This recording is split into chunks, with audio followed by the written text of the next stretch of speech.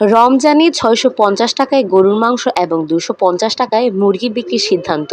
প্রিয় দর্শক, বিস্তারিত জানার আগে যারা চ্যানেলটি এখন পর্যন্ত সাবস্ক্রাইব করেননি, প্লিজ চ্যানেলটি সাবস্ক্রাইব করে আমাদের পাশে থাকবেন।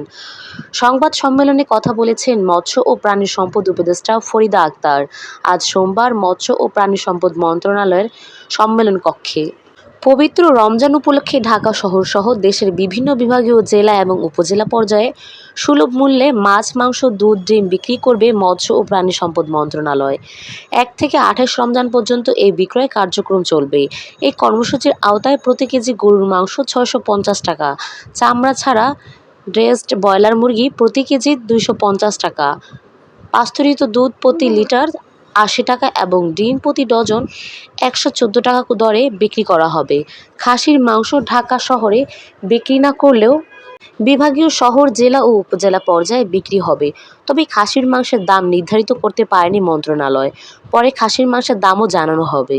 আসন্ন রমজান উপলক্ষে আজ সোমবার সচিবালয়ে মন্ত্রণালয়ের গৃহীত কার্যক্রম এবং গত ৬ মাসে মন্ত্রণালয়ের কাজের অগ্রগতি বিষয়ে এক সংবাদ সম্মেলনে মৎস্য ও প্রাণী সম্পদ উপদেষ্টা ফরিদা আক্তার এসব খবর জানান। পরে এই মন্ত্রণালয়ের সংযোগ দপ্তর থেকে পাঠানো এক সংবাদ বিজ্ঞপ্তিতে তা তুলে ধরা হয়।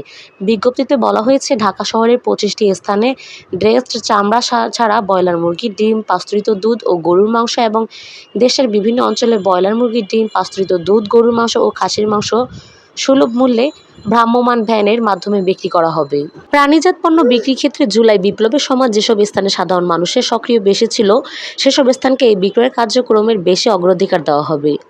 ঢাকা শহরের সেই ২৫টি স্থান হলো সচিবালয়ের পাশে আব্দুল গনি রোড, খামারবাড়ি ফার্মগেট, ৬০ ফুট রোড, মিরপুর, আজিমপুর, মাতৃসনদ, আজিমপুর, নায়াবাজার, পুরান ঢাকা, বনশ্রী, হাজারীবাগ সেকশন, আরামবাগ, মতিঝিল, মোহাম্মদপুর, বাবর রোড, কালশী, মিরপুর, যাত্রাবাড়ি, মানিকনগর গলির মুখে, শাহজাদপুর, বাড্ডা, কড়াইল বস্তি, বনানী, কামরাঙ্গীরচর, খিলগাঁও ও রেল ক্রসিং দক্ষিণে, নাখালপাড়া, লুকাস মোড়, সেগুন বাগিচা, কাঁচাবাজার, বছিলা, মোহাম্মদপুর, উত্তরা হাউস বিল্ডিং, রামপুরা বাজার, মিরপুর ১০, কল্যাণপুর, ঝিলপাড়, তেজগাঁও, পুরান ঢাকা, বঙ্গবাজার ও কাকরাইল।